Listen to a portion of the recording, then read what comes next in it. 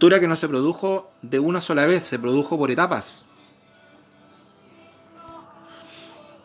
Ya, es decir, por tanto, tendríamos que hablar de una serie de 9 terremotos que comenzaron el día 21 y terminaron el día 22 de mayo, el día domingo. Ese día domingo era un día, según se recuerda, soleado. Un día domingo 22, la gente estaba preparando su almuerzo, algunos iniciando paseos por la costanera de la ciudad, incluso había funciones en el cine.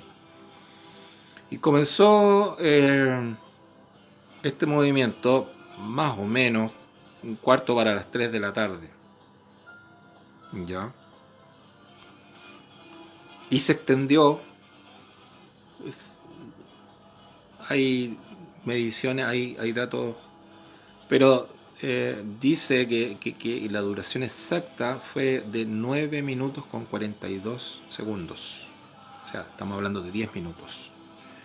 Otros dicen que duró un poquito más, que duró hasta 15 minutos. Seguramente, claro, la réplica temblaba todo el día, todos los días, durante meses. Réplicas importantes. ¿Mm? Pero el terremoto grande, o los terremotos grandes que se sucedieron uno tras otro, fueron como 6 o 7, duraron 10 minutos.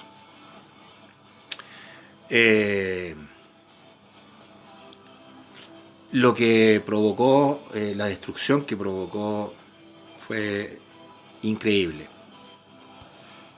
Vamos a buscar imágenes acá.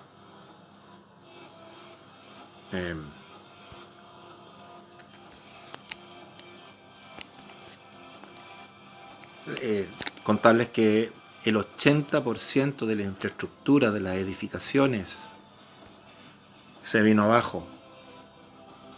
Solamente los edificios súper bien construidos, como es icónico el caso del edificio Prales, acá. El edificio Prales es el que está al frente de la Plaza de la República, que es el que se ve al fondo. Esta es la calle Camilo Enríquez, va yendo hacia los barrios bajos. Fíjense por favor cómo están esas casas. Casas de madera, casas de madera, la madera, nosotros sabemos que la madera tiene muy buen comportamiento, tiene muy buen comportamiento sísmico. No así, por ejemplo, el adobe, que se construía mucho en la zona central durante la colonia. Por eso que el sismo de Chillán fue tan devastador en 1939, porque todavía quedaban muchas construcciones de adobe y el adobe se cayó muy fácil y sepultando muchas personas. ¿Ya? Acá no, pero acá en Valdivia el adobe no era un material que se utilizaba para construir, porque Valdivia es una ciudad lluviosa, lo que se ocupaba era la madera. Y hablemos de buenas maderas, de buena calidad, pellín, ¿ya? Maderas nobles, maderas nativas, súper duras, que son centenarias, ¿ya? Por tanto, para que dimensionen cómo debió haber sido el movimiento. Acá hay una comparativa entre esa calle en lo que fue y lo que es hoy en día. Bueno, sigue siendo la calle Camilo Enríquez. Ya. En el borde río, en la costanera, fíjense, esta imagen es pero muy potente. Muy potente. Fíjense el tamaño de la grieta, que la persona cae prácticamente completa dentro de la grieta. Este terremoto, como las placas tectónicas no son lisas, tampoco tienen segmentos, hizo que en algunos lugares el suelo descendiera hasta 3-4 metros. ¿Ya? Yo les estaba diciendo que en los márgenes del borde río, el terreno bajó tanto que hizo que los ríos se salieran de su cauce, el río Calle se saliera de su cauce, por ejemplo, inundando todo a su paso. Ya.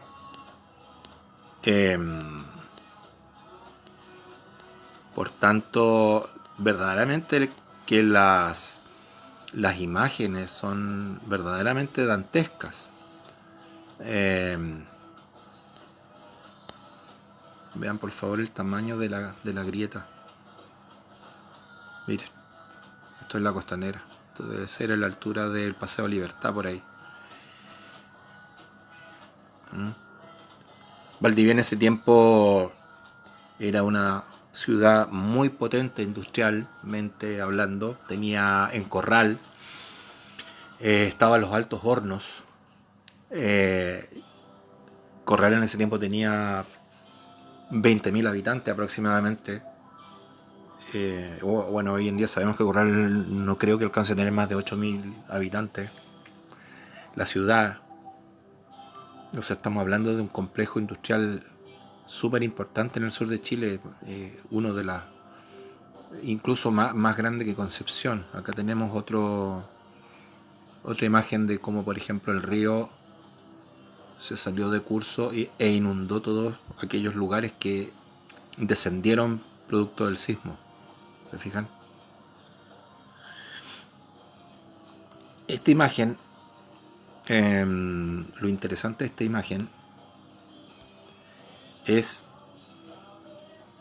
cómo se propagó, perdón, la ola de producto del sismo o de los sismos del 22 de mayo de 1960, fíjense. El origen está acá, abajo a la derecha, que donde está Chile, se ve, y cómo se propagó por todo el Pacífico, llegando a las costas de Nueva Zelanda, de Hawái, de Japón. Hay reportes que dicen que fallecieron personas en Hawái y en Japón, ya porque no esperaban la llegada de la ola. ¿Sí? ¿Cómo se propagó? Fíjense acá. O sea, estamos hablando de un evento planetario. Ya. Estamos hablando de un evento planetario. Dicen que el eje de rotación de la Tierra fue tan fuerte que el terremoto que lo llevó a establecer una pequeña variación. ¿Ya? Entonces, estamos hablando de un evento que significó la destrucción del 80% de las ciudades del sur de Chile, que significó un tsunami gigante, un tsunami con olas de hasta 15 metros. En Ancud se registraron, en Corral 10 metros, ¿ya? Que arrasó con toda la industria, con toda la población.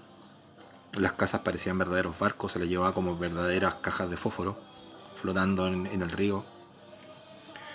Se tiende a algunas personas que confunden el tsunami con el desborde del río. No tiene relación. Por ejemplo, el tsunami afectó toda la costa, más o menos hasta donde todavía se puede ver el mástil del barco Canelo. Se transformó en una marisma el río. ¿Ya? El río de Valdivia, que es un estuario, se transformó en una marisma donde penetró el mar.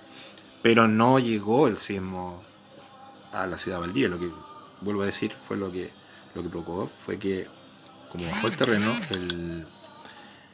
¿cuánto se llama? El margen del río se salió, inundó todo eso, todas esas zonas ribereñas. Lo otro que quiero mostrarles es un tercer evento. Tenemos los terremotos, tenemos el tsunami, y el tercer gran evento, que es el famoso y conocido Riñiguazo. Acá lo tengo. El Riñiguazo es lo que se esperaba que ocurriese. Era que el terremoto fue tan grande. Acá tenemos el lago Riñihue. Esto representa el lago Riñihue. Acá está el desagüe del lago Riñihue por medio de, ¿cómo se llama? Del río San Pedro, que a la altura de Antilhue ya pasa a llamarse río Calle Calle.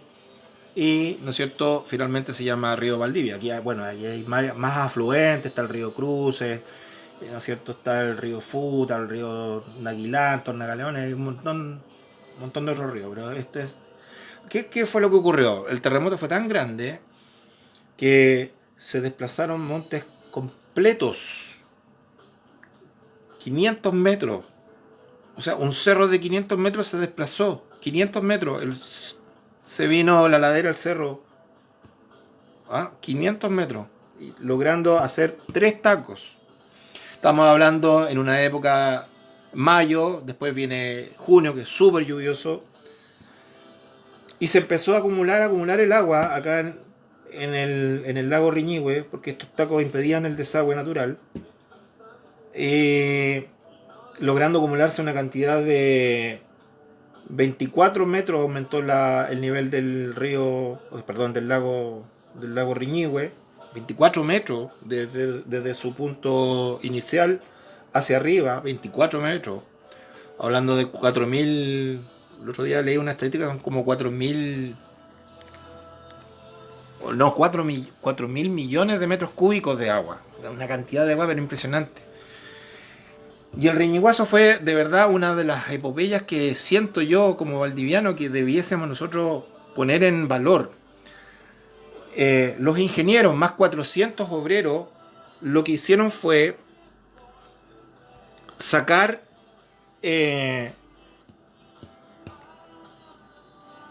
material para construir y para de nuevo darle un drenaje al lago Riñihue, ¿ya?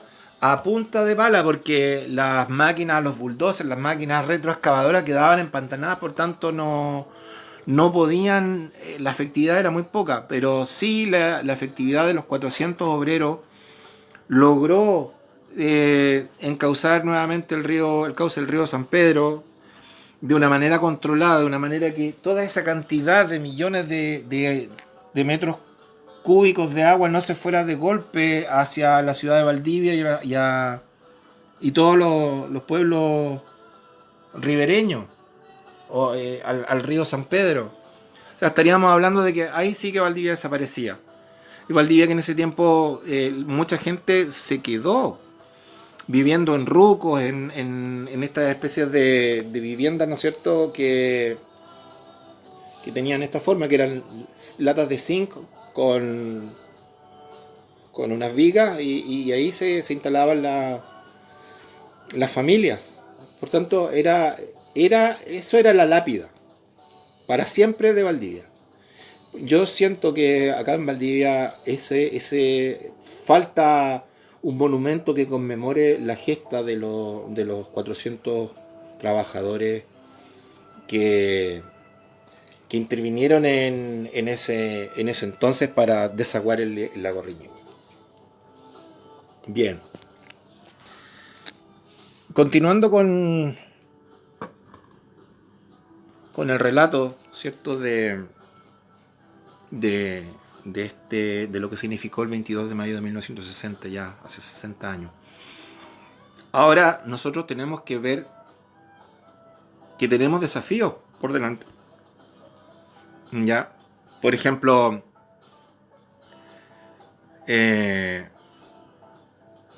nosotros tenemos que entender que vivimos en un país sísmico y que en sismología lo único cierto es que allí donde ocurrió un evento sísmico va a volver a ocurrir. ¿Ya? Miren, les voy a mostrar un documento que descargué.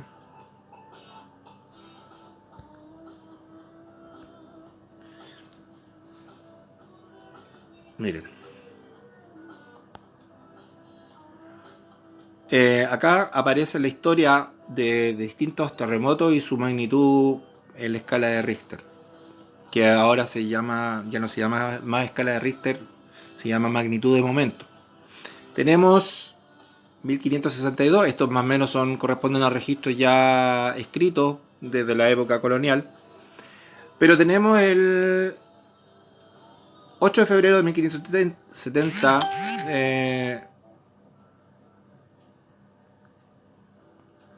Tenemos el 16 de diciembre de 1575, 8,5 Corral. Bien, quiero detenerme en este, porque este terremoto fue muy similar a, al terremoto del 2010. ¿Ya? Fue muy similar. Mariño de Lovera, cronista de la época, él mencionó en sus escritos que esa noche del 16 de diciembre de 1575 también el suelo se movió y causó tal espanto que todos salieron de sus casas, incluso los naturales, los indígenas, él así lo narra, también abandonaron despavoridos las rucas, y que tal movimiento generó que el río se taponeara. O sea, estamos hablando de un gran terremoto. Si nosotros sacamos la cuenta, 1575 van más o menos casi 400 años. Por tanto, tenemos que, estadísticamente ya tenemos dos grandes terremotos, de los más grandes de la historia, en un lapso de 350, 400 años. ¿Ya? Eso, por una parte, es una buena noticia, porque quiere decir que efectivamente los terremotos del tamaño de 1960, del tamaño de 1575, no se provocan tan habitualmente, no se provocan todas las décadas. Hay un periodo largo, más o menos de 300 años, que se van repitiendo, pero se repiten. Pero si ustedes se fijaron en este mismo documento, fíjense, Concepción 1657, y generalmente Concepción y Valdivia siempre están como vinculados, no es tanta la distancia, son 400 y tantos kilómetros. Después Concepción 1730, Concepción 1751. Ustedes saben por qué a la gente de Concepción se les llama penquista. Porque originalmente la ciudad de Concepción estuvo fundada en la bahía de Penco. ¿Ya? Y Concepción, dado todos los sismos que les tocó experimentar a ellos, la tuvieron que cambiar de lugar. Y la cambiaron río arriba. ¿Ya? Porque, o sea, veíamos ahí en la historia que eran bastante recurrentes los terremotos y más o menos seguidos. Entonces, con tsunami ya definitivamente tuvieron que cambiar la ciudad de lugar. Sin embargo, se sigue construyendo. Bueno, hay ciudades grandes, está Talcahuano, está toda esta Lota, está no sé, pues San Vicente, y están allí. Nosotros acá en Corral, bueno, el Corral Bajo desapareció completo. Las casas, como les decía yo, parecían cajas de fósforo como flotaban en el río. Por lo tanto, nosotros tenemos que saber que todas estas cosas están relacionadas y tienen una periodicidad. Y que los grandes terremotos ocurren más o menos cada 300, 400 años. Pero, entre medio, hay terremotos chicos y eso lo tenemos que saber. Y tenemos que estar preparados siempre. Ya, porque un terremoto más chico, pero estamos hablando de terremotos hasta 8 grados y que puede ser importante. Si tú estás en una construcción y te pide un terremoto, una construcción no muy buena, y te pide un terremoto 7, y algo, o 8, de verdad que puede provocar mucho pánico y mucho daño. Puede llegar a caerse una estructura fácilmente. Por lo tanto, tenemos que tener una cultura preventiva. Ya las familias deben conocer estos temas y deben ponerse de acuerdo qué hacer después de estar preparados después de un terremoto. Normalmente después de un terremoto la infraestructura crítica hay que protegerla. después de un terremoto lo que ocurre es que se cortan las vías de acceso a una ciudad, las calles, las carreteras, por tanto la comunicación se puede llegar a perder, se puede llegar a perder el adecuado, un adecuado suministro de productos de primera necesidad, de alimentación. Por lo tanto, ideal sería que todas las casas tuvieran un stock de alimentos no perecibles de forma como permanente, un stock de agua potable, siempre mantener en bidones, en botellas, y estarlas renovando más o menos cada 3 meses, porque es necesario tenerlo, ¿ya? Eh, y porque, como les digo, la sismología no es predictiva. Lo que puede hacer la sismología y lo que los científicos hacen es revisan, ven la historia y más o menos establecen entre qué rango de tiempo puede provocarse otro terremoto, otro evento de características similares o de ciertas características. ¿Ya? Eh,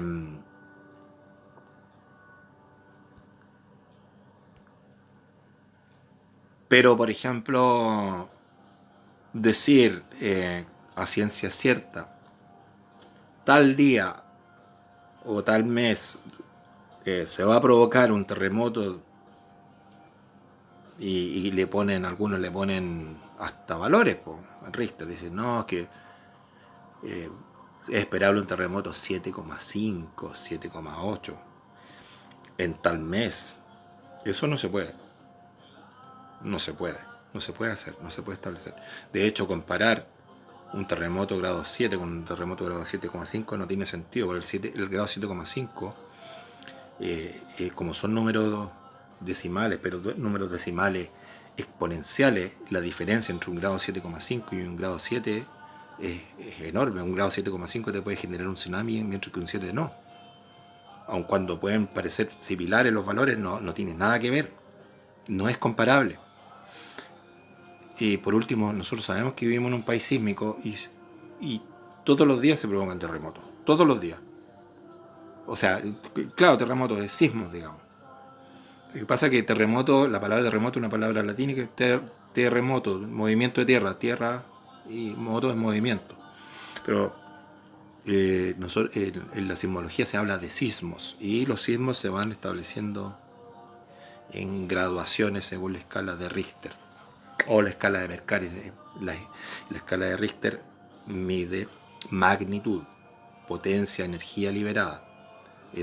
Se hacen cálculos científicos, ya se mide la cantidad de energía que se libera, ya, y ahí hay una serie de fórmulas y procedimientos científicos, matemáticos y físicos, ya, que se establece una triangulación, qué sé yo, ya. Por tanto, no es un número así como simplón.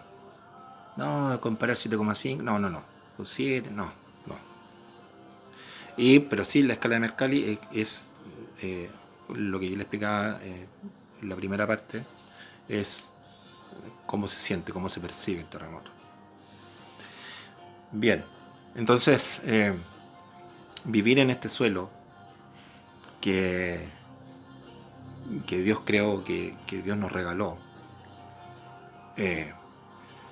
primero tenemos que sentirnos orgullosos de quienes somos.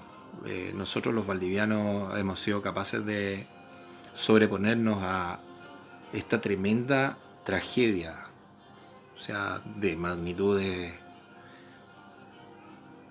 históricas, el terremoto más potente de la historia. Y nuestros abuelos, nuestros obreros, fueron capaces de volver a levantar esta ciudad. Ese es un valor, ese es un capital que nosotros tenemos como valdivianos y que tenemos que siempre hablarlo. Y tenemos que sentirnos orgullosos de vivir en este suelo, ¿ya? Resiliente, que fue capaz de levantarse después de, ¿ya? Y que tiene la capacidad, porque yo siempre lo que les digo a mis alumnos, a mis estudiantes, cuando toco estos temas, cuando en la unidad de geografía, en séptimo, en sexto, en quinto y sexto en realidad, cuando se conversa acerca de los desafíos y los riesgos naturales que nosotros nos vemos enfrentados, este es un tema que, igual que el volcanismo, son temas asociados. Eh, y que son temas que se tienen que conversar y que nosotros tenemos que saberlo. Y como digo, saber qué hacer después de ocurrir un evento, dónde me ubico, conversarlo con la familia, que está temblando, ¿qué es lo que hago? ¿Salgo arrancando? Yo salgo arrancando, pero no es la.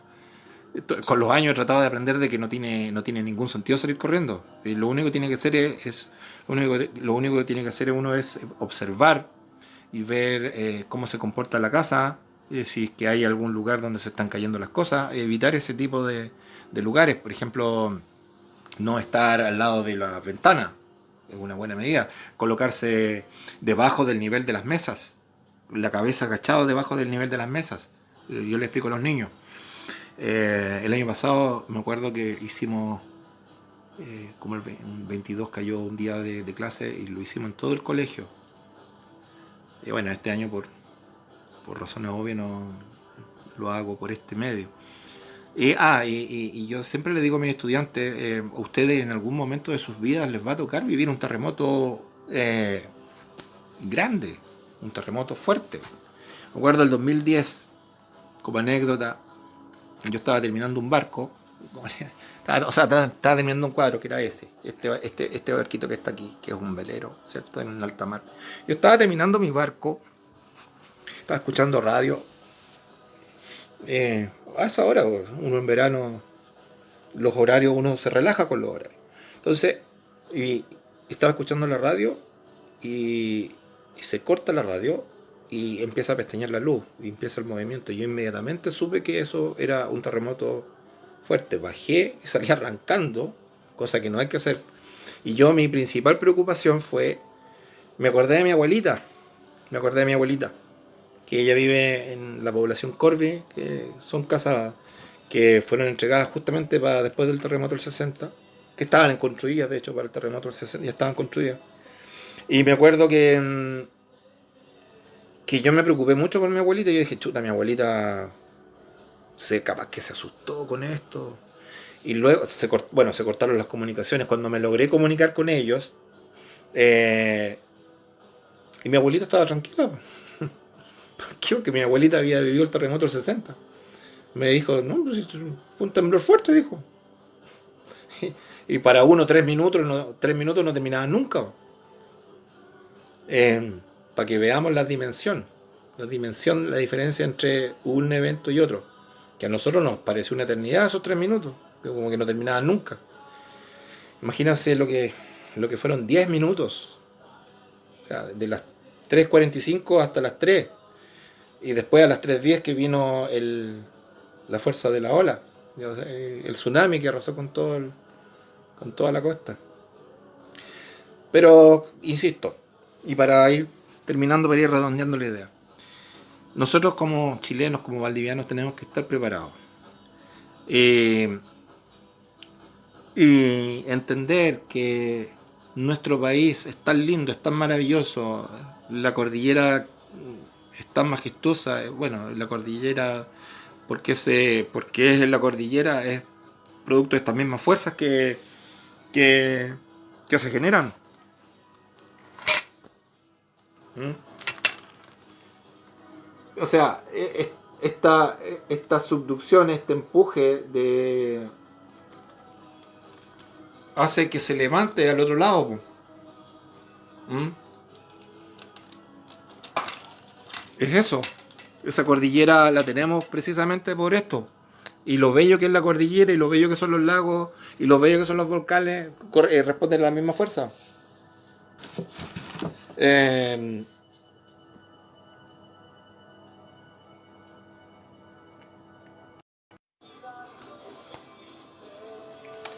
Siempre cuando ilustro el tema de a los estudiantes de cómo se produce la presión entre las placas, siempre lo supongamos que acá tengo un libro abierto y esto que tengo acá es la placa de Nazca, es la placa sudamericana. Entonces, normalmente, o sea, lo que ocurre es la compresión en estas zonas de contacto, ¿no es cierto? Que esta placa, producto de la dorsal del Pacífico que está metiendo material, empuja esta placa hacia, digamos, hacia el este, ¿ya? Y la placa sudamericana, producto de la dorsal del Atlántico, también es empujada en sentido contrario. Entonces, lo que ocurre es esto. Si yo hago presión, lo que está ocurriendo es que se va hinchando hasta que en algún momento se relaja y se provoca el sismo. ¿Ya? De esa forma. Ahora, noten que si yo empujo este segmento, que es la placa de Nazca, y este es la placa sudamericana, ¿qué es lo que está ocurriendo? Se está levantando el terreno, ¿no es cierto? Bueno, eso es lo que corresponde al territorio de Chile. Como se produce lo que se conoce como orogénesis, que es la, el levantamiento del territorio, que nosotros lo podemos ver en lo que es la cordillera de los Andes, ¿eh? Producto de la misma fuerza. Chiquillos, con esto ya estamos cerrando. Nos quedan muchos, como sociedad chilena tenemos muchos desafíos. Planificar bien el territorio, yo creo que eso es un riesgo que seguimos cometiendo lamentablemente. El Estado tiene que regular dónde se construye, cómo se construye. Por ejemplo, no puede ser de que se siga construyendo eh, infraestructura crítica, CEFAM, carros de bomba en lugares de zonas de riesgo de derrumbe, de terremoto, o sea, digo, de erupciones volcánicas. En mismo Corral hay un CEFAM que está bajo la línea de inundabilidad, por ejemplo. Entonces, tenemos que sacar lecciones de nuestra historia, si no estamos mal, po. Pero bueno, este es nuestro país, es un país bellísimo, tenemos que disfrutarlo, pero tenemos que ser inteligentes y tenemos que saber eh, comportarnos frente a estos eventos que si ocurrieron alguna vez van a seguir ocurriendo. Pero tranquilos que un terremoto de la magnitud de 1960 eh, no lo vamos a volver a experimentar, por lo menos yo creo. Sí, no quita que otros terremotos más pequeños los volvamos a experimentar. Por ejemplo, eh, ese día del 2010, 27, varios alumnos se acordaron de mí. Siempre les decía, chiquillos, siempre el chileno, por lo menos un terremoto grande le toca vivir, por lo menos uno. Y ahí se acordaron algunos. Pero eso de andar de pitonizo, de que no, que cuidado, que la próxima semana viene algo, no, eso no se puede hacer. Eh, Temblores, como les digo, hay todos los días en Chile, pero los grandes terremotos hay, se van quemando etapas, se van achicando los plazos, pero ¿cuándo? Imposible saberlo. Chiquillos, espero que, que esto les haya servido, que les haya gustado. Y nada, pues, estos temas hay que seguirlos conversando y poniéndolo, insisto, poniéndolo en valor. Hoy en día estamos viviendo una pandemia, pero que nosotros la podemos controlar, en el sentido de nosotros nos podemos cuidar. Nuestros abuelos vivieron el terremoto más grande de la época, el más grande de la época, el más destructivo, el más potente, el más poderoso, y fueron capaces de ponerse en pie nuevamente. Eso es un capital que nunca lo tenemos que olvidar y que tenemos que valorar. Así como yo siento que, insisto, hace falta una conmemoración a esos 400 obreros que trabajaron en ese tiempo, en esas condiciones, con ese frío, con esa lluvia, para evitar que se produzca un colapso mayor. Eh, Así que nada, pues, estimado. Era eso. Ojalá les guste. Y a no tenerle miedo a los terremotos. No sean como yo. y, y nada, pues, paciencia, que siempre después de la tormenta sale el sol. Y ojalá que les haya gustado esta pequeña contribución muy humilde de un profesor de historia y geografía que le apasiona estos temas porque me tocó estudiarlos en mi juventud, digamos, en el Instituto de Geociencia y aprendí bastante. Y tampoco me gusta que a la gente le hablen y la gente crea cosas que en realidad no son con respecto a este tema. Tenemos una cultura, tenemos un capital humano y tenemos que, insisto, ponerlo en valor. Así que, chao, chao, nos estamos viendo. Ojalá que les haya gustado este video. Chao, chao.